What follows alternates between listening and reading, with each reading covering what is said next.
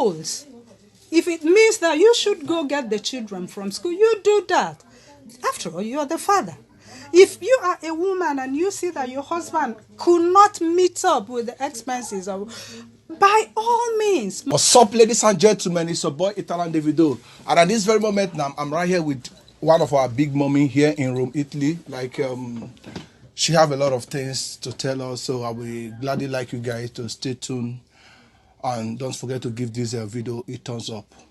Mommy, good afternoon, ma. Good afternoon. How are you doing today? Very well, thank you. You're welcome, ma. So, ma, first of all, could you tell us more about you? Thank you so much for having me. You are welcome, Italian Davido. Mommy, I'm glad to have you here on my show. And thank you for all you do. Thank you, ma. To make the world a better place. Thank you, ma. For I appreciate us all. I think the purpose of this program is to enlighten some stuff going on here in not only in Italy, in Europe, and to all the Africans living here in diaspora. So, European culture, is it in any way affecting our own African culture? Like, I'm talking about, we are the Africans living here in a Western world. Like, is there any way their own culture affecting our own tradition? Actually, yes. There are some ways that the European society affects the African society. One is in generational shift.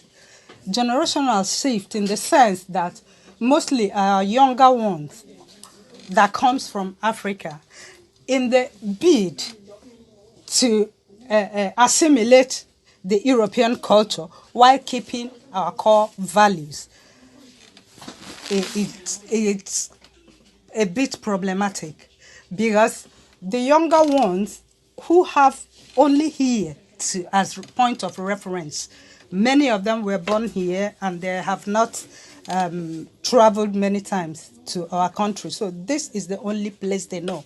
And us, as individuals, this creates a generational gap. We try always, whatever we do, to balance our culture with the culture of the Europeans. But the children born here learns only from what we teach them. And most times, they engage more with the European culture than ours. However, this also depends on individuals and then their length of stay in out of home. People that have stayed long away from home are more bound to have this problem more than people that already have a short stay. But eventually, it will always coincide. The European culture and our culture will never, our culture is diluted. Okay, ma, do you think that we that are born and brought up in Africa, that later migrated to the Western world, do some of us also have those kind of Africa tradition in us? I think almost all of us do. Almost all of us, because we as Africans, when we go travel out, we do not travel out just like ourselves. We carry our roots with us, because that is the essence of whom we are. So, is it true that anyone that lives here in the Western world and any African who lives here in Western world and give birth here in the Western world, those children, do they remember where their parents came from? I think this question should be directed to the parents, not the children. Okay. Because being underage and being children, they should always obey the parents. So that question has numerous answers to it. Most of them do, some others don't. Because it depends on so many factors. Economical situation. There are some families that are buoyant enough that they can afford to take their children home once in a while or once in a blue moon. Those children are more connected to home. There are others that actually, due to economic pressure or choice, personal choice, do not want to take their children home. Those ones are never going to go home. because they're being children, they cannot afford to take themselves. They will have to be under their parents. And if you do not take them home while they are little, how do you intend to take for them to go home by themselves when they are big? Because there is no connection. That is why most of the time some of the African values are very important, like extended family ties. Because extended family ties means that in Africa, it takes a village to train a child. Someone only cannot train a child.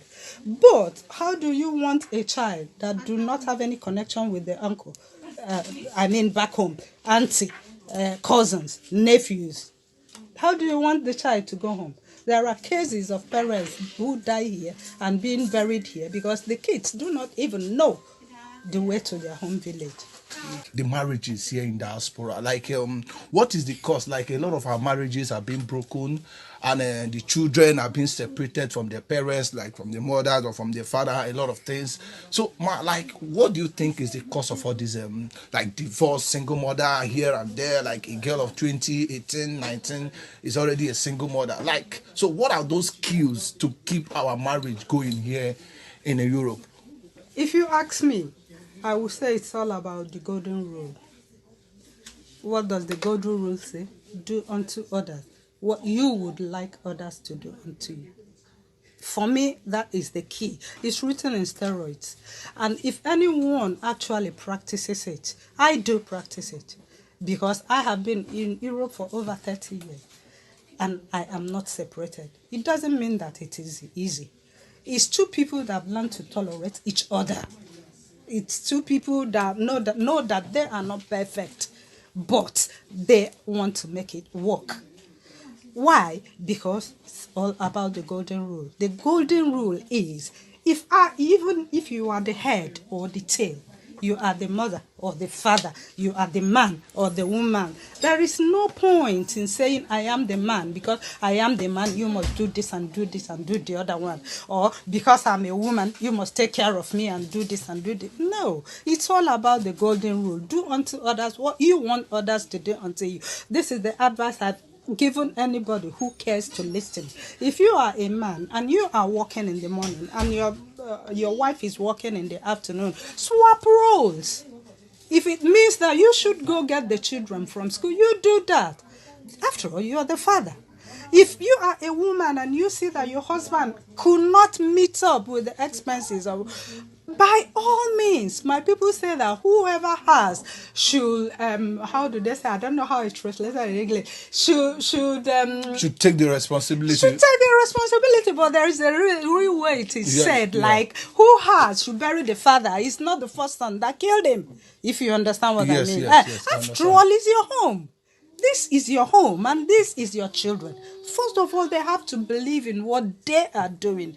Believe that this family is mine. See your husband as yourself. See your children as yourself. And for crying out loud, whenever you are doing something in your family, believe that you are doing it for yourself, not the next person. And this goes to both male and female. I think that is it's written in steroids. If I am coming back from work and I think that I should be tired, you should also know that your husband, when he's coming back from work, should be tired. Or your wife. So what is, when you run families like that, I tell you, when we talk about family values and all these things, values shape progress.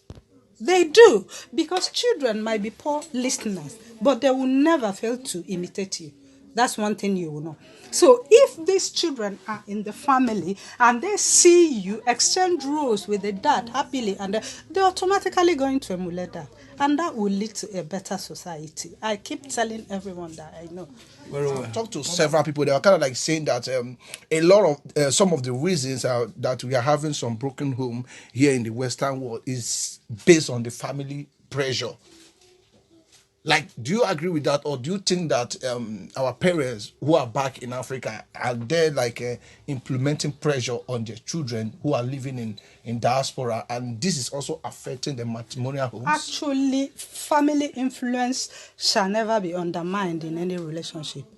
It goes a long way to keep or a relationship. It's very, very simple. Because after all, you're from somewhere. You're coming from a story, meeting another woman from another story. So because you met this woman will not in any way make you desert your family. So family pressure can be very, very detrimental if it is negative. However, it is all I said. Beauty might be in the eye of the beholder, but what is clean to you, to me, and to her. It's very simple. And it still boils down to the golden rules. If your mother or your father or your sister, auntie, and uncle is telling you what you know it's not right, male or female, if you can't tell them that they are wrong, then ignore them. It's very simple because if it happens everywhere. For you to be able to forge ahead, you must be able to create a balance between right and wrong. That is it. And then remember that next person is me. Ask yourself the simple question. If this is done unto me, will I be happy? If my mother asks me to chase away my husband, and then it's his mother that is asking him to chase me away, how would you feel? If you feel it's right, then go ahead and do it. If you don't feel it's right, you know what to do. It might be your mother, it might be your sister, but we should know that it's not everyone that means well for us. And most of the time, even if they mean well, the economic pressure there somehow is a big burden on them. So most of the problems we have is you're taking the woman is not letting you take care of us, or the man is not letting the woman take care of them. But most of them, you let them know that this is a family you call your own. This is the family I call my own. First of all, no matter what happens, my child must eat before, but at the same time, my mother will eat. Most of the problems we make in this life is always taking care of who could take care of himself. Like our sisters, our brothers, and all that. By all means, help them. If you can, do whatever you have to them. But if you cannot, cut your coat according to your size. But always remember your aged parents. That's all.